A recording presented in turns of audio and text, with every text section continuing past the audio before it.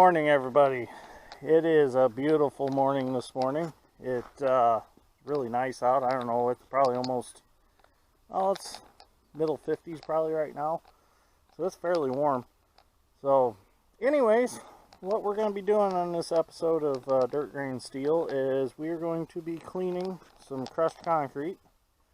Got the dump over screen. I got our T300 Bobcat. Got one of our dirt wagons that we use in very wet situations. I got our 1977 4430 that I'm going to be pulling the wagon with.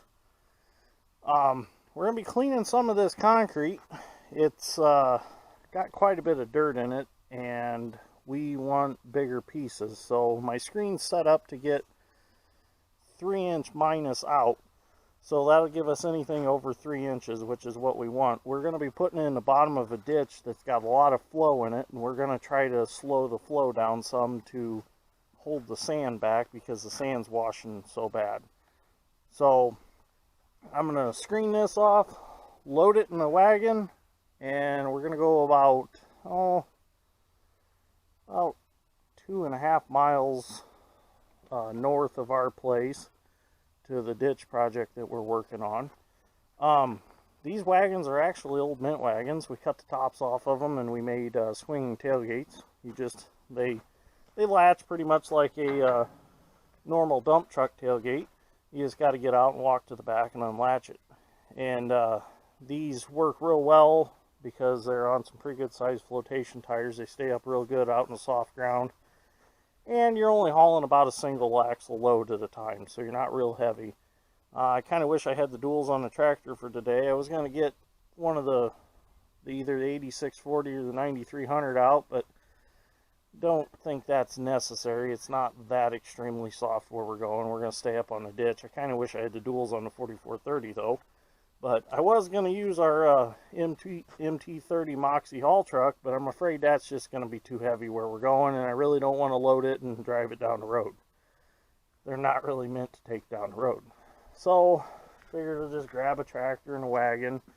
I was going to use our on-road dump truck, but I know it's not going to go where we need to go just because of the simple fact it's sand out there, so it'll probably hop and everything else. So anyways, I'm going to take the Bobcat and I'm going to set the camera up so you can watch me screen out some of this material. I built this screen a couple months ago at home in my home shop. Another project to use the Forney MP welder on and the Forney 20P plasma cutter to cut everything out. So they worked real good for this project. I got really good welds on it. I feel confident it's going to be a piece that's going to hold together for a long time. So I'm going to get you set up over here somewhere. You might sit you on a tractor fender so you can get a good view of what's going on. So I think that'll be the best place to set the camera. Let's see if I can get it up here.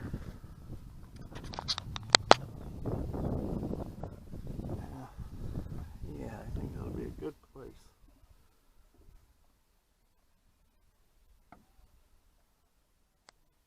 So I'm going to get started screening out some material here. Rookie left the Bobcat. The Bobcat fucked up here. We had to climb over it.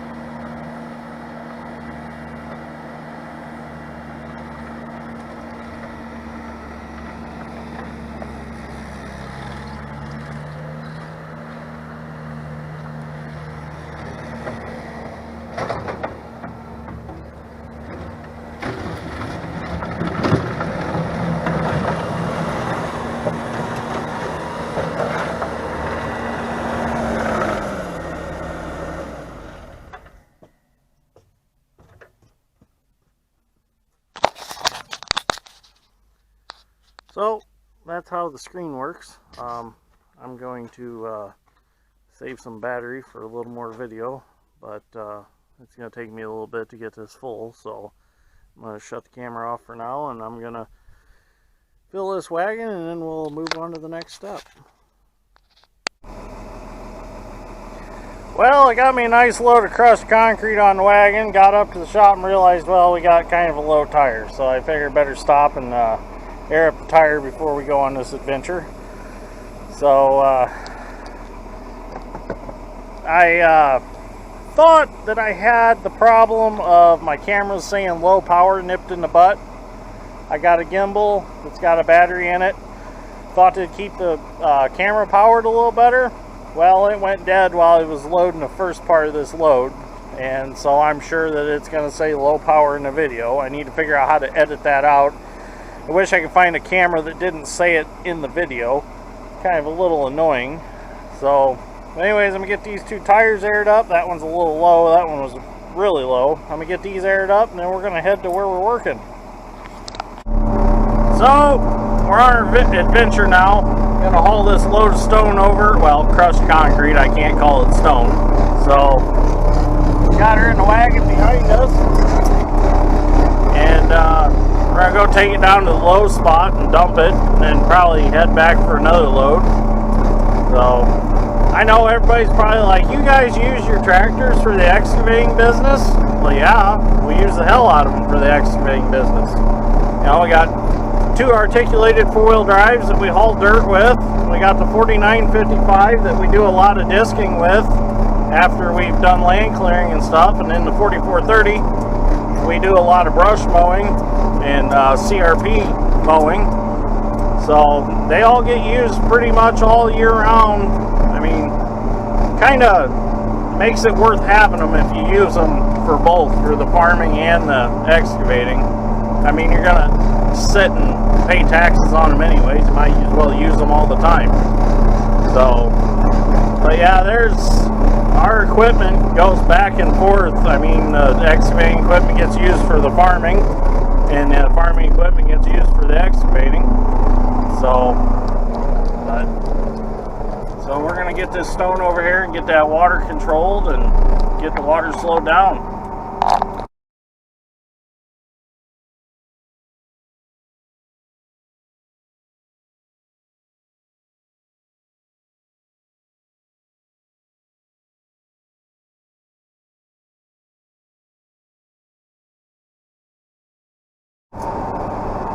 Well, we made it to the job site. We're going to drive down here a little ways on the ditch and dump this load off. Dad's got the hoe here already. Dad's strength's in the truck, so he'll probably help me unlatch the tailgate, and we'll get this load dumped. Hopefully it's not too soft out here. It's kind of, I don't really like running tractors with no duals on them because they're so rocky. Like this one, it gets rocky when it's not got the duals on it. There's Dad's strength. Ah, he's too happy. That should be a crime.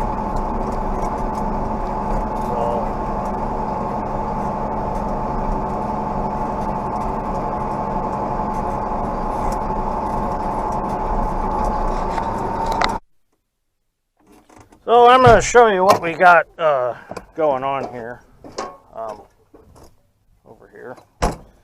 This ditch has like 14 feet of fall in it and like about a mile and a half. So this water is sailing through this ditch.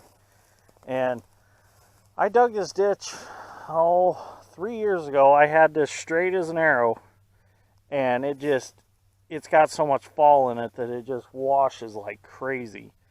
And it's tough to keep it slowed down enough to keep a straight channel. So what we're going to do is we're going to start down there, and we're going to clean it up to, well, there's some tile lines marked. We're going to clean it probably up to about right here probably. And then right here, we're going to pile the crushed concrete across, and it'll actually raise it up a little bit so that it'll slow the water down, and it'll have to gradually flow over that, and that'll slow this flow down and keep it from washing so much sand. Because right now, with the tiles where they're at, they're actually about 16 inches under the sand, because just the sand just keeps washing and washing, and it keeps burying them down there. So we're hoping if we can hold that sand back, it'll keep them tiles exposed, and they'll keep draining this field. And also, it's going to be another video, but this field, you can't see it, but, well, out there is about 10 acres that's underwater right now. So what we're going to do is we're going to scalp this sand hill off over here, and probably take them trees off that sand ridge there, and move all that sand down that low spot, dig out some topsoil and fill back in with sand and build that all up and raise it about 16 inches higher than what it is, because there's only about 2 foot of difference between the water in the ditch and the top of the dirt out there. So the tiles have never been very deep, and in order to get them a little deeper and to make them work better and not get destroyed by heavy farm equipment, we're going to have to get some more cover. So by adding 16 inches of fill, we'll have more cover over the top of the tile. So that's going to be on another episode. My Uncle Jamie and my friend John are going to help us with that one. He runs JD Excavating, and he's got quite a collection of equipment too. So there'll be some Steiger 4-wheel drive tractor with a pan action in that video, and some other Hitachi hoe action, because he'll have his 330 and his 200 out here, and his big John Deere dozer. So that'll be a cool episode to watch. So, and plus we're going to have all of our big tractors out there, plus the haul truck. So that'll be, I'm excited about making that video. So anyways, I'm going to wait for Dad to get down here and see exactly where he wants me to dump this, because if I decide to dump it, it'll be in the wrong spot, even though it'll be in the right spot. But everybody knows how that is. But, so, he'll be down here soon. So Alex brought lunch today. You probably should get them back in the ditch so they get some water. Oh no, he dropped them.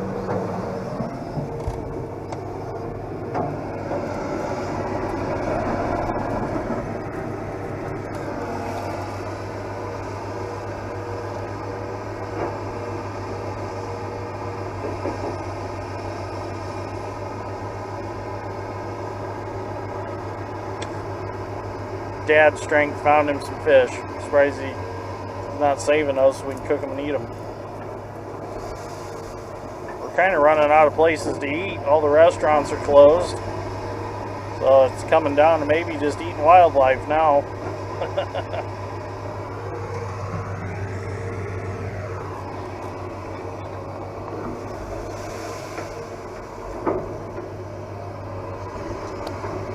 So Dad's strength just unlatched my tailgate. So we're gonna go ahead and dump this load. Kind of backed it around so we can see what's going on. That's why it's kind of offset to the tractor.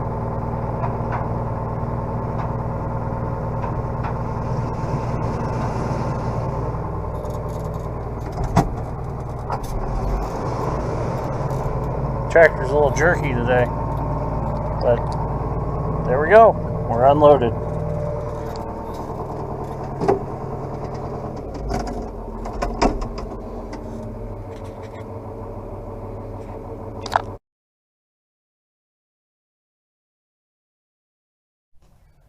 So we're on our second load today.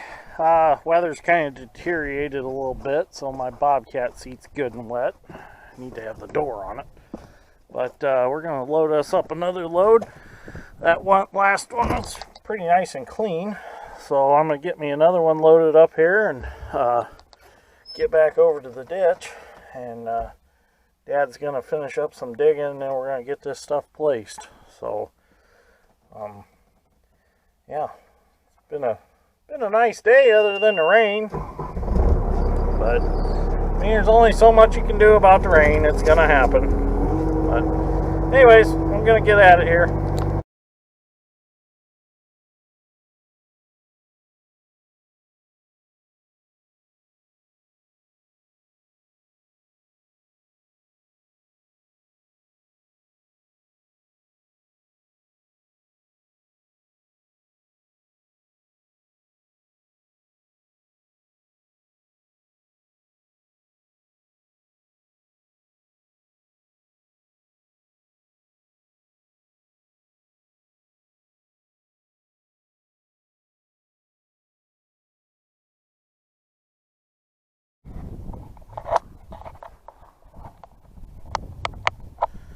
So, I'll show you real quick how this works. When I dump it over here, the bigger stuff that's bigger than 3" slides off, and the smaller stuff that's 3" minus goes through here and ends up in the backside of here. And this is all 3" and smaller stuff that fell through. I've just been piling it over there.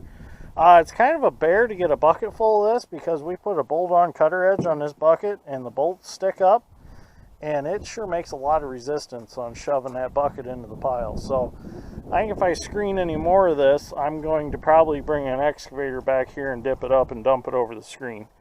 You've seen I try to work on different points of the pile to try to get in there a little easier, but I kind of got into the dirt when I was trying to get under it to get it in the bucket. So kind of limited what I could do, and plus it's getting slimy on top because it's been raining and stuff. But this screen's working out really good. I really like it. This is the 4th project I've used it on so far. It's been working out pretty good. But this concrete, I don't know how it got so much dirt in it. It was hauled in here. We didn't crush it, but we got it hauled in here, and it's just a lot of dirt and stuff in it. And I mean, it's good material. It's just I got to get some of the dirt out. And I'm going to make another screen. I'm going to put my other screen on this, and when that dries out, I'm going to screen some more out of it. And then I have another screen that I'm going to throw on there and screen another size out. So maybe this summer when it's good and dry out and we haven't had rain for a while, I'll come out here and work on this pile and separate it and make, 3 different sizes, 4 different sizes of material out of it. But we're loaded now, so I'm going to head back over to the ditch where Dad's at and hopefully get this done before the end of the day. Just turned out to be a real wet and nasty day, that's for sure. I mean, it was nice this morning, and then it just got really nasty and wet. Oh, just knocked my camera on the floor. I'll get that. Stick that over here. So anyways, oh, somebody was jamming to the radio. Anyways, we're going to head on over to the job and see if we can get that finished today. So we got back to the project with our second load. Got unlatched the back door. Pretty simple, just hook on them pins just like a dump truck. So now we're gonna get back in the tractor and raise her up.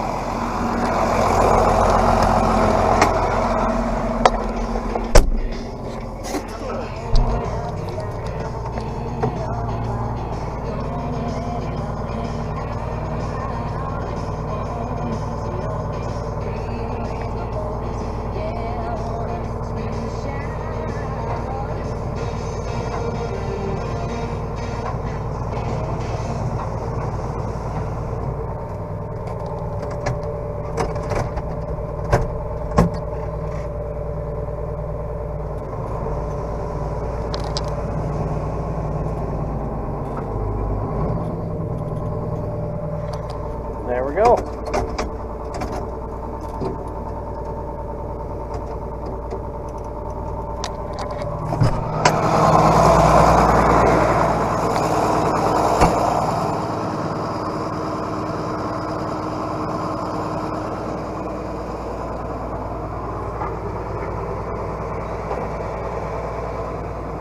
Had to shut my time-lapse camera off, but let's come back here, pick the lever back up, hook the tarp strap back up, and our tailgate's latched. So now I'll get the tractor out of the way so when Dad gets here we can get this stone put in.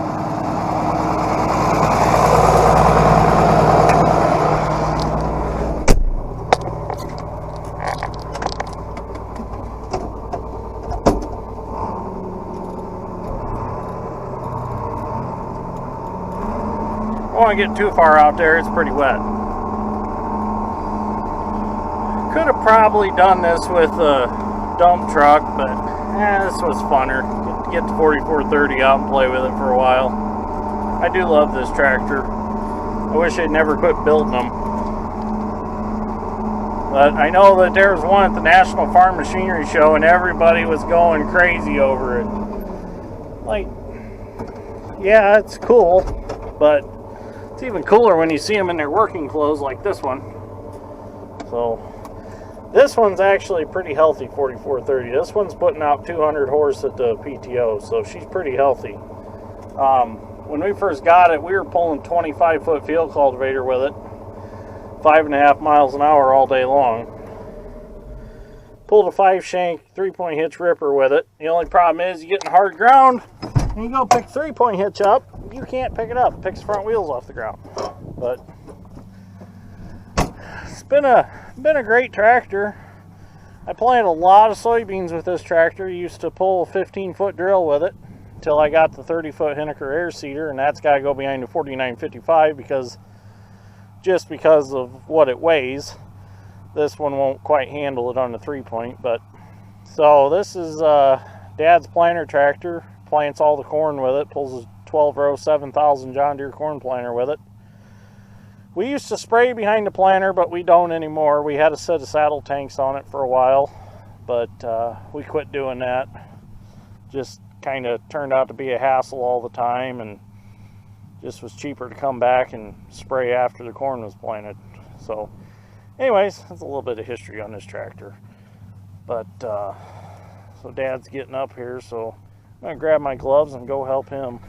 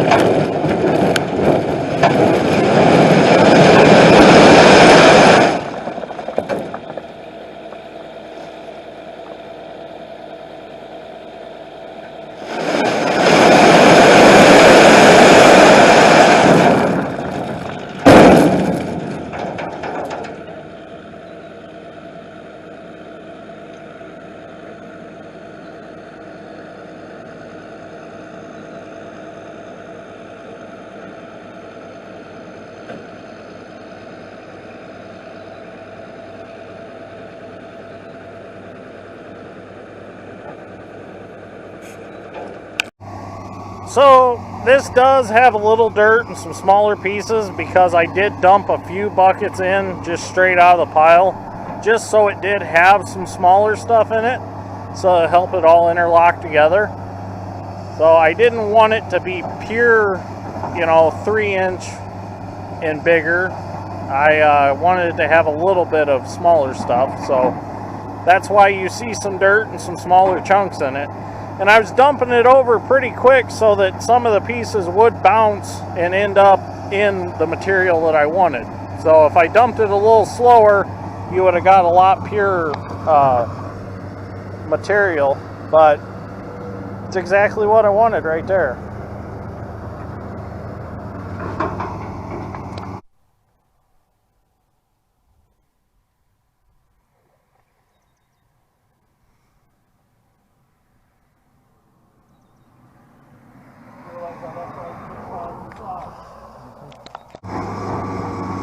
Right now you can definitely see how much flow this ditch has.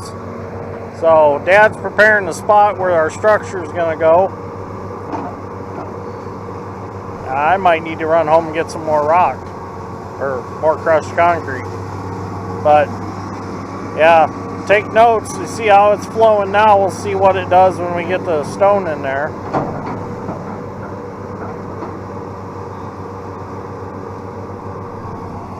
Yeah, I'm gonna probably have to go home and get another load at least one more load.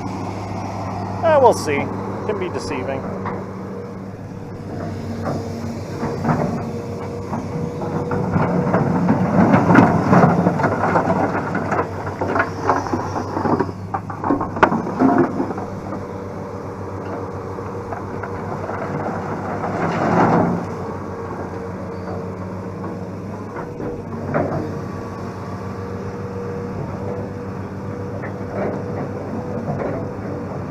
guess we're not trying to limit the flow of water. We're trying to limit the flow of sand. That's what we're really after here, I should be saying.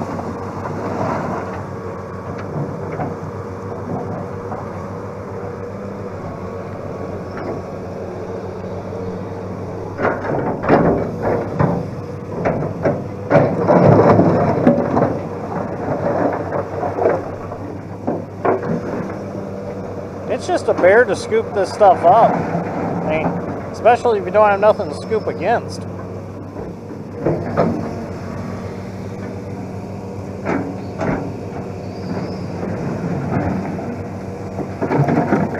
I'll probably have enough.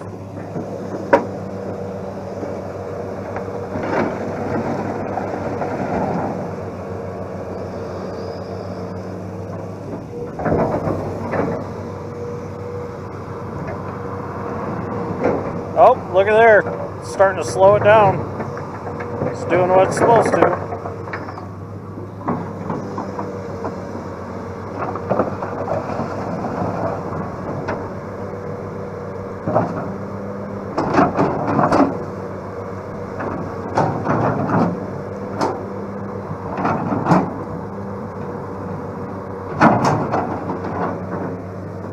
Yeah.